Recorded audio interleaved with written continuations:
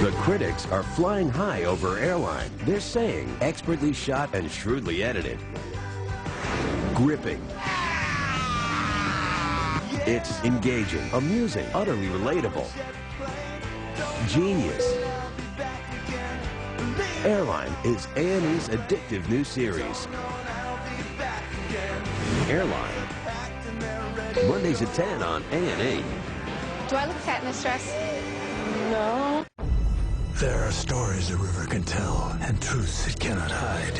Mystic River, nominated for 6 Academy Awards, including Best Picture, Best Actor Sean Penn, Best Supporting Actor Tim Robbins, Best Supporting Actress Marcia Gay Harden, and Best Director Clint Eastwood. Critics are calling Mystic River the best movie I've seen in the last 30 years. The only special effect is genius. Mystic River, rated R. Now playing at a theater near you. Hand me down a walking cane, hand me down my hat. Hey, y'all, prepare yourself for the rubber band. Man, go down to lose control when the rubber band starts to jam. How much of this stuff do we think we can stand? So much rhythm, grace, and debonair from one man? No. Rubber band, man, get down, brother.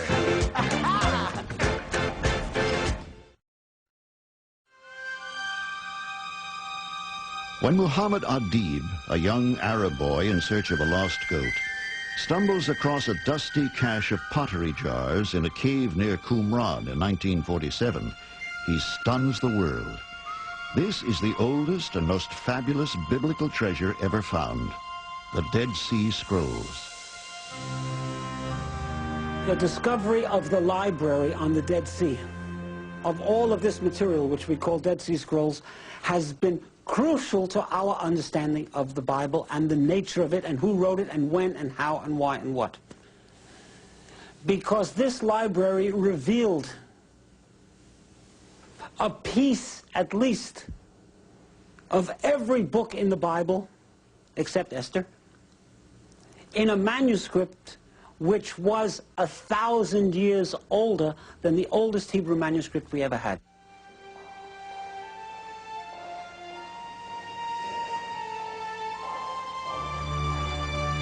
Now housed in Jerusalem's Shrine of the Book, the scrolls were written during an era that spanned the last 300 years of Judaism before the destruction of its holiest place, the Great Temple.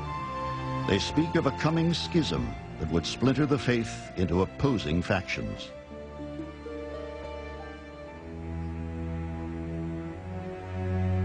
Compelling and evocative, the scrolls were written at the time that a new religion, Christianity, was being born.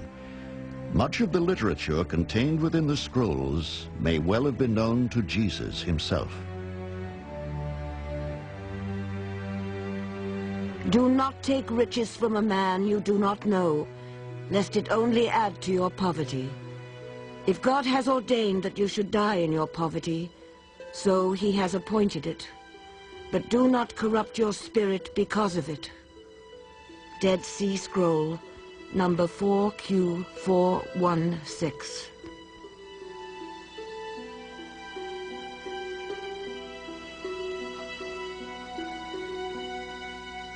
Between 1947 and 1960, 11 caves yielded a total of 800 scrolls and an abundance of manuscript fragments from where they had lain undisturbed for 2,000 years.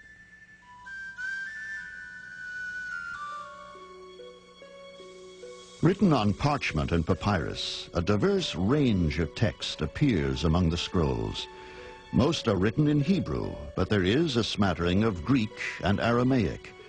127 of the documents represent canonized texts, the same as those appearing in modern Bibles.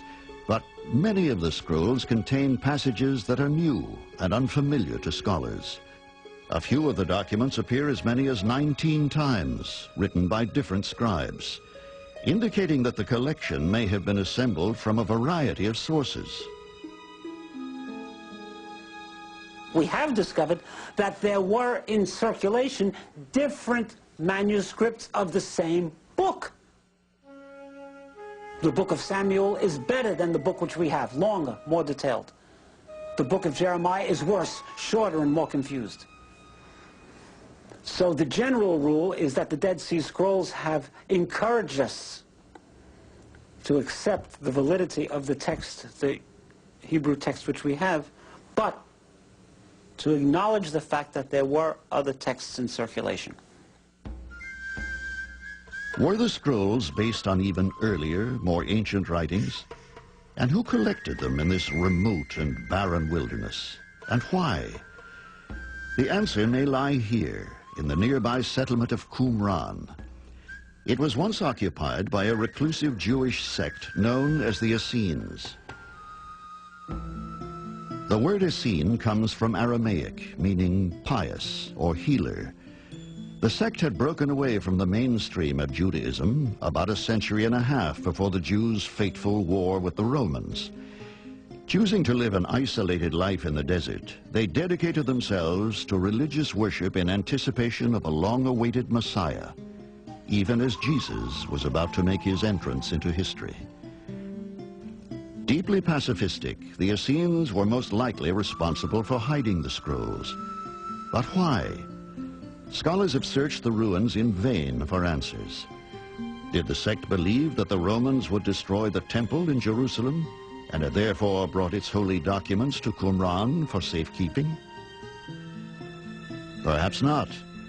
For as the texts were translated, it became clear that the Essenes and the Jerusalem priests were not in agreement with one another on fundamental religious issues. Mixing is forbidden because the people are holy and the sons of Aaron are the holy of holies. Nevertheless, as you know, some of the priests and the people are mixing. They are intermarrying and thereby polluting the holy seed. Dead Sea Scroll, number 4Q398.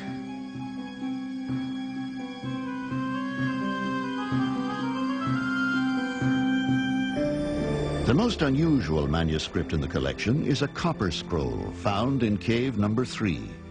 It lists 64 locations of buried treasure in the area, but nothing has ever been found.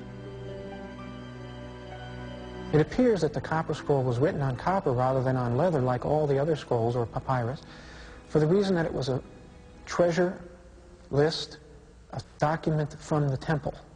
And documents from the temple, that is, official documents, often were written on copper, to judge from parallels in other temples.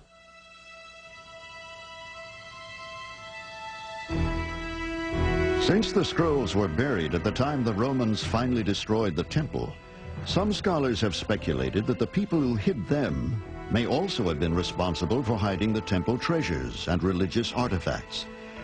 But this too is unlikely, due to the deep division between the Essenes and the Jerusalem priests.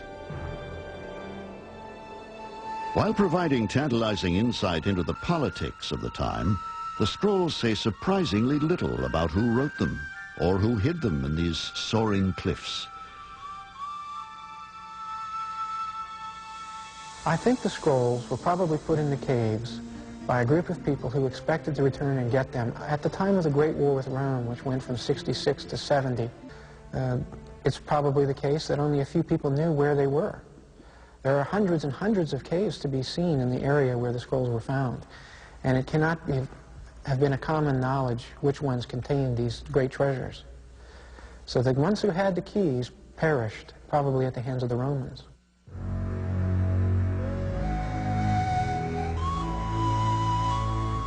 Buried when Jesus walked the Holy Land, preaching a new view of the world, just before a war in which Rome almost annihilated the people of Israel, the scrolls preserved in the caves of Qumran offer few clues about their authors. But they have provided dramatic insight into the diverse range of texts that existed long before the Holy Scriptures were compiled into the single work we now know as the Bible. Using this as a springboard, when we return, we begin an odyssey backwards in time.